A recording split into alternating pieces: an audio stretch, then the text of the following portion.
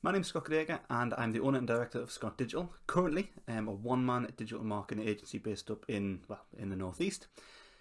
I do have plans to hire over the next 12 months, and having been in business a year, I thought I would spend a bit of time talking about some of the things that I've done to bring people on board, to get new clients, and ultimately to turn something that could have been catastrophic, having set up in March 2020, into probably the thing I'm most proud of in my career to date.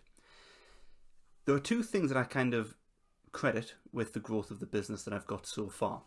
One of them is online networking. It's horrible. I hate it, but I found ways of coping with it and dealing with it that I think will be useful to more people. And also personal branding. Personal branding can sound a little bit over the top, and a lot of people make a lot of good money out of kind of advocating LinkedIn to all and sundry, whether it's appropriate or not. But again, I've got a few things that I think I'd like to talk about with that I've learned have contributed to people wanting to work with me and also being happy with the work that I've done as well.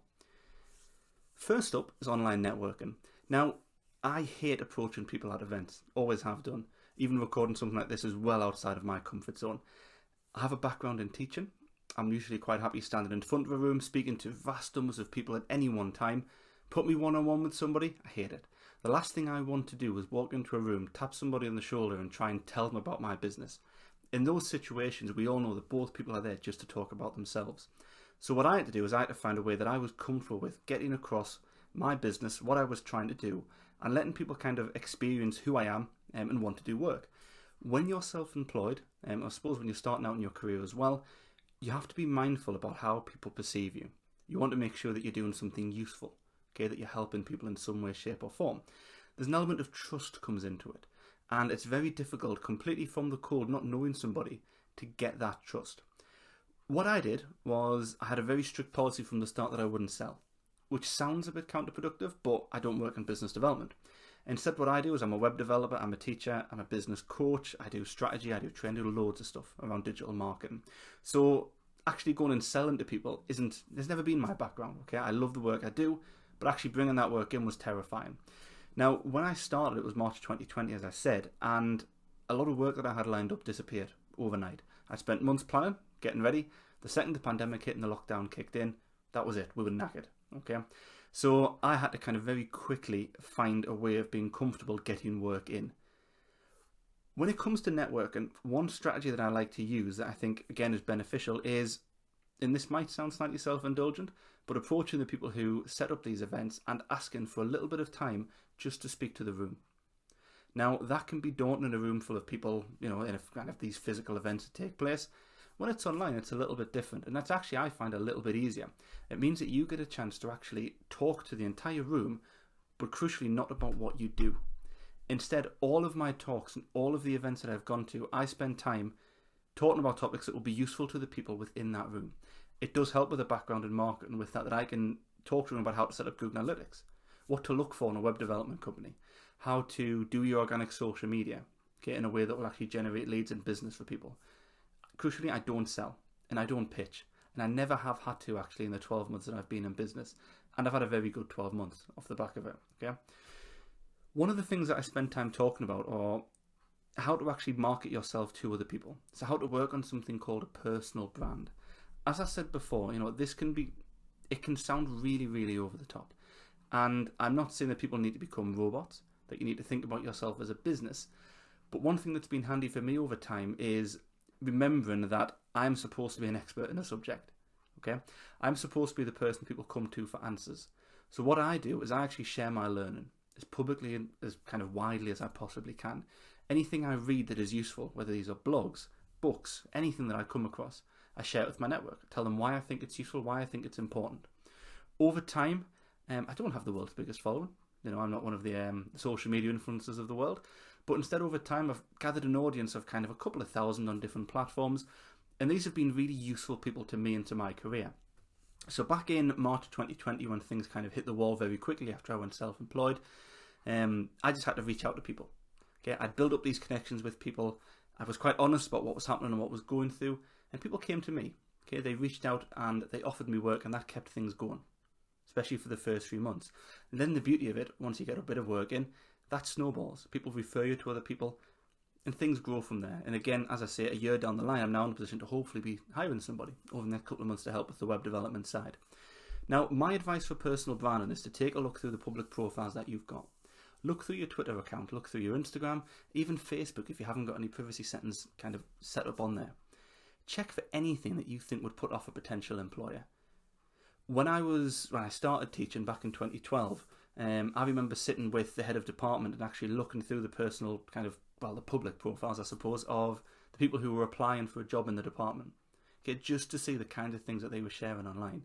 That was 8-9 years ago. Okay, it's getting more and more important that your social media presence, your kind of public persona, is within your control. What are people sharing about you and saying about you? Because I can guarantee, especially if you're going for an interview at one of the big companies of the world, they'll be looking at it. Okay, they will be doing this kind of checking. I know as a small business owner that the people who are going to be applying, I'm probably going to do a little bit of background research on them. Okay, just to make sure. It's a big, important part for a business like me, and that hire has to be crucial. So I will be looking to see what people are saying. So in order to get these things under control, look at the kind of things that you're sharing. There's nothing wrong with night out photos, okay, providing you're not completely stupid and the entire profile is just pictures of you in a club. Business owners will look at that, and heads of department can look at that, and it might cast the wrong impression, because all they'll see publicly is the fun stuff, okay? They might not see a work ethic. I would recommend making some of your profiles private if they're the kind of things that you want to share. As I say, there's nothing wrong with having a personal life, and we're not trying to be prescriptive. But again, I've tried to keep those kind of things out of my profiles, and I think it's worked over time. Particularly on something like LinkedIn. So LinkedIn, if you're not on already, you really should be. LinkedIn is a business platform.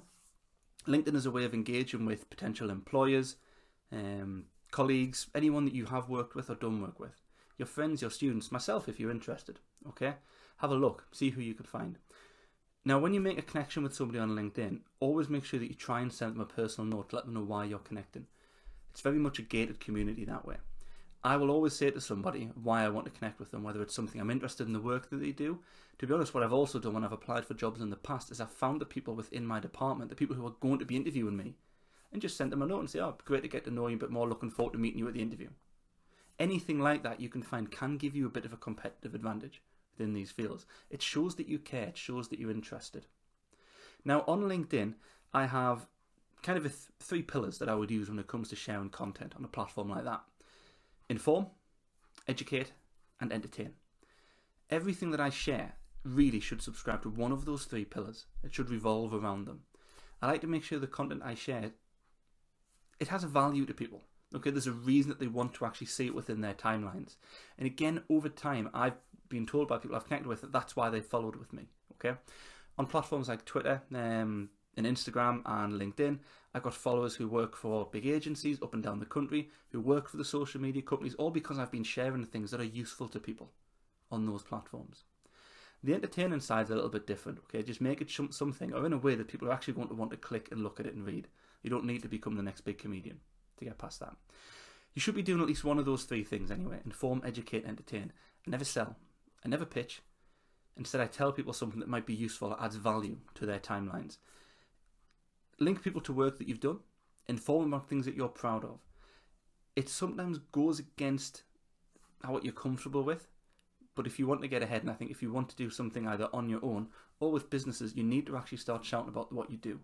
People don't do it. Okay, and make sure that it's something that really shows you in the best light. Show off your best work as much as you can. Follow this up by liking things that other people share, engaging with them, dropping comments on stuff, and really just making yourself useful and part of a community. Be engaging online as much as you possibly can. Now, LinkedIn is a business platform to keep things to work and all that kind of stuff. Maybe set up a public Twitter or Instagram account that you use to highlight your work and keep your personal ones a bit more private. Yeah. That's it for me, to be honest with you. They're the main things that I've used over the time in my career. Don't forget to subscribe to the Newcastle University YouTube channel. Like and comment with any questions you've got. Head over to NCL Careers on Instagram. And what I'll be doing is I'll be hosting a Q&A story as part of Creative Careers 2021. So if you've got any questions around personal branding, a bit of advice, how to approach networking, how to approach even just setting up on your own, if that's what you're interested in doing, feel free to drop some comments or questions in there and I will get back to everybody as quick as I can. Thank you.